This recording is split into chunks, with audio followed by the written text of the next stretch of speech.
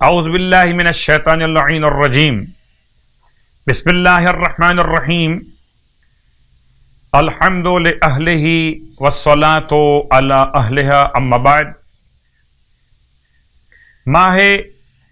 شعبان المعظم کی بہترین دعاؤں میں سے ایک ایسی مناجات کہ جو روز پڑھی جانی چاہیے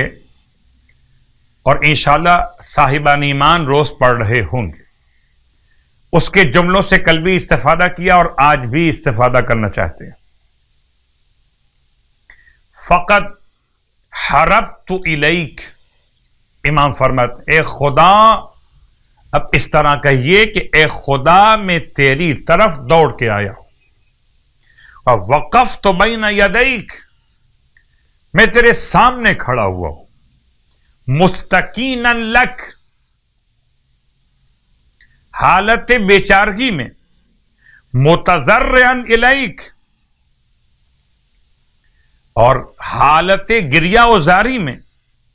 راجیا لما لدیک، اور اس امید پر جو تیرے پاس ہے وہ مجھے تو عطا فرما دے گا، اس امید کے ساتھ کھڑا ہو۔ راجیا لما لدیک ثوابی، اپنے اس ثواب کی امید لیے ہوئے تیری بارگاہ میں کھڑا ہو۔ اے خدا، مجھے مایوس واپس نہ لوٹانا۔ ماہ مبارک شعبان کی آج کی رات کی نماز یعنی کہ شب 23 ماہ شعبان، سرکار ختم یہ مرتبہ صلی اللہ علیہ وآلہ وسلم ارشاد فرماتے ہیں کہ اگر کوئی شخص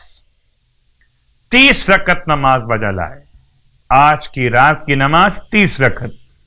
2 رکعت کر کے یعنی کہ 15 نمازیں، ورنہ اپنی نماز قضاء عمری جیسے نماز قضا واجب پڑھی جاتی،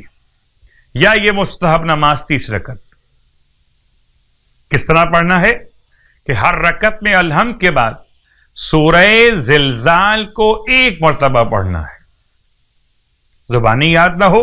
دیکھ کے پڑھ لیجیے۔ اس نماز کا ثواب آپ ارشاد فرماتے خداوند تعالی اس کے دل کو تمام دھوکے سے،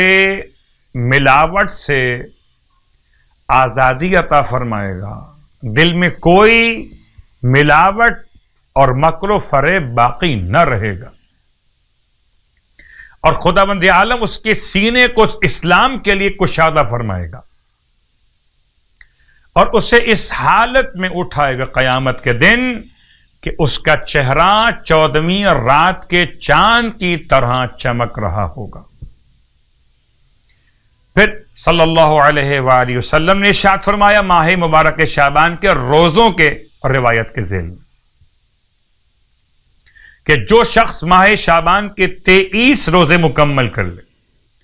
تو قبر سے نکلتے وقت خدا اسے نورانی سواری پہ سوار کرا کے جنت کی سیر کروائے گا۔ اللہ اکبر، سواری نورانی ہوگی، سیر جنت کی ہوگی، ماہ شعبان کے روزے دار کا مقام۔ خدا ہم سب کو ماہ شعبان کے صیام اور قیام کی بامعرفت توفیق عطا فرمائے، الہی آمین۔